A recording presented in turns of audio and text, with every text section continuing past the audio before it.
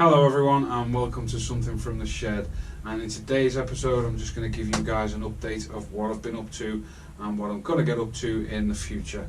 Now as for pen turnings, I want to get this done really quickly. As for pen turnings, I'm having a bit of an issue with the finished pen coming off the lathe. A few of you have noticed, and a few people who have got pens off me have said, oh, there's a bit of a lip here or a bit of a catch here. I'm working to resolve that, and as always I overthought it and thought maybe the bushings were the wrong size, maybe the finish was too thick, but no, everything's fine. It's just about applying the finish and getting them really, spending time sanding and making sure that those bushings are smooth. There's no finish on the bushings. Someone said get a small Stanley blade. I'm not sure whether I've got one here. Yeah, someone said get a small Stanley blade while your lathe is running and just run it up to the edge of your pen blank when it's all finished, just to see if it is as smooth. And all that does is it just knocks down the edge, and then you can re-go over it with your micro mesh pads or your sandpaper or whatever it is you're using. So I'm going to try that next week on my next pens, and hopefully we'll get some real top-notch pens coming out. Anyways, so the daddy woodworkers out there, I hope you all had a good Father's Day and I hope you all got spoilt. I certainly did. I wasn't expecting this after a little bit of a tiff I had with the wife. I didn't think I was getting this, to be honest with you. She rearranged it with my brother from another mother, Richie. Thank you very much, buddy. Thank you very much for sorting these out, mate. These are absolutely spot on. She went on to, I think it was Amazon or eBay or whatever it was, and she'd ordered me some lovely blanks. Let's have a look about what we got in here. We've got some 5-minute Gorilla Set epoxy. There's 2 of those, so I was really chuffed with those. And also she's ordered, look at these, some beach blanks. These are 150mm long, and these are absolutely gorgeous. They're heavy, they're solid, and these are going to be the handles. Now I'm not doing major woodworking, wood turning, so the length of them doesn't really matter. These are some carbide tipped shafts with the carbide tips on there as well. I've got the square one, I've got the round one, and I've also got the diamond shaped one as well to get in there for those intricate details on the pens as well that I can do. These are absolutely fantastic. I can't get over how some of these blanks look. I mean, just look at that. That's going to turn out to be a lovely handle. So I can't wait to get those done and use the epoxy to get them all set in. So thank you very much, love, and thank you very much, Richie, for sorting those out, you pair of buggers. I'll have to watch you next time. But that's coming up in another video. That'll be next week. So I'm just going to put these away. Bowl turnings. I've been having a go at bowl turnings, so let's address that, because I've had this blank now. This is a 13-inch blank. Okay, it's got to be turned round, it's got to go on the lathe, and it's got to be made into a bowl. But some of you may know Nick, the Flaming Woodturner. He did a bowl. We were actually talking over Messenger, and me being stupid me, I said to him, look, do you want to have a collab? Do you want to do a collab with me? I'll link to his channel down in the description. And he said, yeah, why not? So we spoke about it, and we said that we'd come up with a bowl collab, and somewhere in the bowl it had to incorporate HDPE. We had to incorporate that into the bowl. I'll also link to his video in the description as well. His bowl is amazing. Yes, he lost some footage, but the bowl is absolutely gorgeous. This is the last of the 3 blanks I had.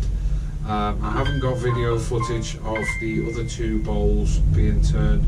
I wasn't recording that day, and the other footage of the other bowl exploding I lost. But this is my 4th one, my last blank. It looks good, it looks strong, it looks solid, and that's what's going to come up in the next coming weeks. Let me just check my phone to see who that was.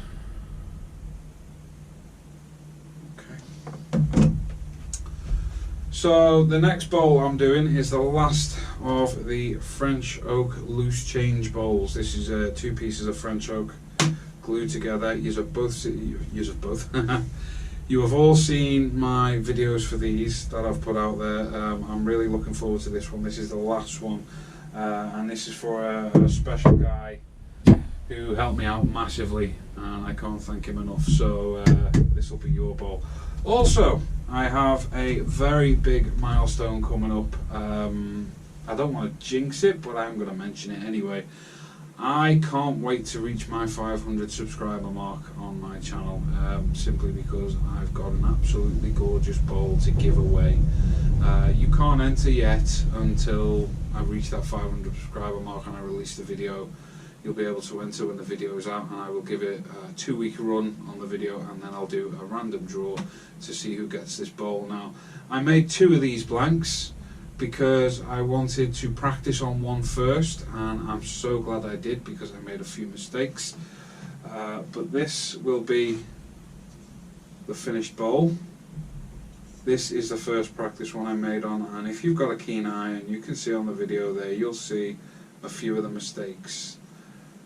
There's the inside, and again, if you have a keen eye and you can see there, you'll be able to see a few of the tool marks left, and that was from when there's a tenon on the back there, and I tried to stick it in the chuck, and when I stuck it in the chuck and spun it on the lathe, it was wobbling, so I wasn't very happy with that. I couldn't get it centered in the chuck. It wouldn't stop wobbling, and it was really getting me down. So what I did is I made my own worm screw, and I put that in the chuck, and then I put that on there, and I screwed it onto the lathe, and it spun true. It was going absolutely great, and I was gouging out the bowl until I had a catch inside. And when I had a catch, the bowl stopped for a slight second while the lathe carried on turning. It tightened too much on the back of the worm screw there, the workpiece, and it caused, I'm not sure if you can see that, a crack just here. So it's just there. I might be too close to the camera, but it caused a crack just there. And it then started to wobble again, and I really got disheartened, and it was about 2:15 in the afternoon, and I just turned everything off and I went inside because I'd had enough. This bowl really got me down, and for some reason you can also see the oak inside there has begun to crack as well. You know, like a slightest pull on it might. This is only the practice bowl. This is not the giveaway bowl. But that's where I'm up to with that. There's a few tool marks. You can see the gouge mark. I had a catch there just inside there, and I had a catch just there as well. But it's turned out, for a practice bowl, it's turned out absolutely gorgeous. I wanted to go deeper through the dig bow so that you would see the top layer of the mahogany just come through, shine through. But after doing this one, I think that's deep enough. I don't have to go any deeper. The wood I've used is mahogany, a dig bow, mahogany and oak, and it's absolutely, I mean, for a practice bowl, I am well chuffed with it. It really got me down. There's tool marks all over. I didn't put too much effort into sanding because it was only a practice bowl. I'll just include actually a little clip of the bowl when I'm applying the wax. The finish is skip wax. Have we got a tub of that anywhere? There we go. So for you woodworkers who are new to this, that is my finish of choice for most products, for most of my bowls. It's skip wax, and it's food safe finish skip wax, and it was made by a gentleman called Skip. I think his name's Richard or Rich, but we call him Skip on Woodworking UK. And it's absolutely gorgeous. It's gone on nicely. It's gone on lovely. I really like it. So let's see what this bowl started out like before I turned it into this nice looking bowl. I really like it. It's really nice. So this is what it started out like. This is the blank itself.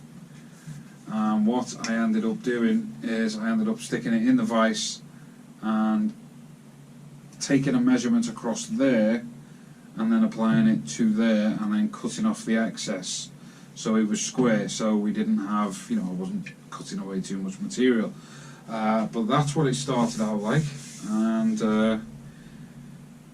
I've learnt a lot from turning that first practice bowl. I know how to turn the bowl successfully now, because I've sat there and thought, well, hang on, if I'd done this, it would have turned okay, that catch wouldn't have happened. Or if I'd have put plywood backer, a plywood spacer, sorry, in between the chuck and the workpiece when I put it on the worm screw, it wouldn't have turned and caused that crack, because that crack there was only caused because there was a chuck, a tenon there from my chuck, and you can't quite see it on the camera. What I like to do with my tenons is I like to set my tenons back so that I can put my chuck inside, grip it, gouge out the bowl, and then when I take it out and I sit it, it sits on that part of the rim, not the tenon itself, because I've got no way of removing the tenon. But now I've built my own worm screw, and that's what I'm going to do with that. I'm not going to put a tenon in the bottom.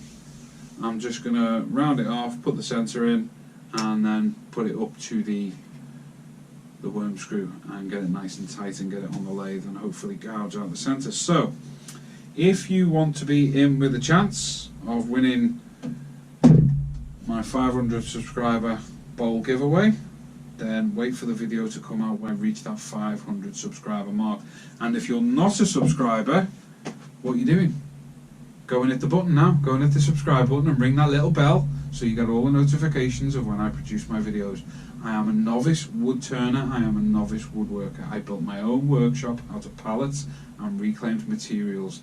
Speaking of which, the latest news from the workshop.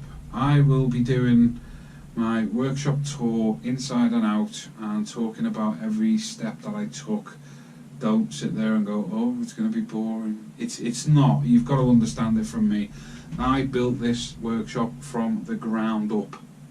Okay? I did not have any experience. The only experience I've got is spending 3.5 years with a kitchen fitter and watching videos on YouTube like yourself. And I thought, you know what, I need to build a workshop, and this is what is come out of it. There's still tons to be done. There's still, you know, little gaps that have got to be filled around the edges to keep it warm-ish over the winter. I have to build a better door. That is without a doubt got to be done. That cladding outside is all done. It's all been finished with, what is it, one seal, quick dry wood stain. No, it's not. It's there you are, that one.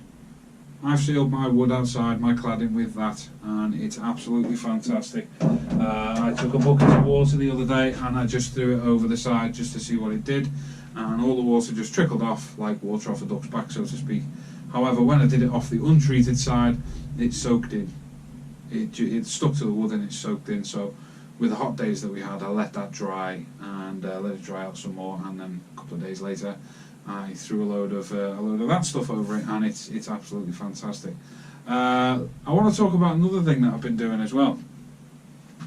Refining my chisels and getting all of those sharpened up, ready to use, because I've got a few projects that involve using my chisels and they all need to be sharp, ready for that.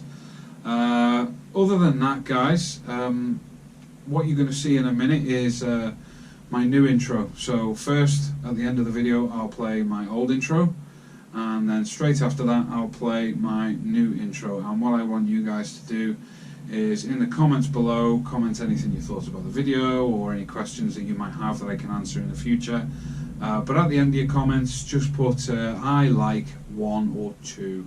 So 1 for the old intro and 2 for the new intro. And that's all you have to do at the bottom of your comments. Just put I like 1 or 2. So 1 for the old intro and 2 for the new intro.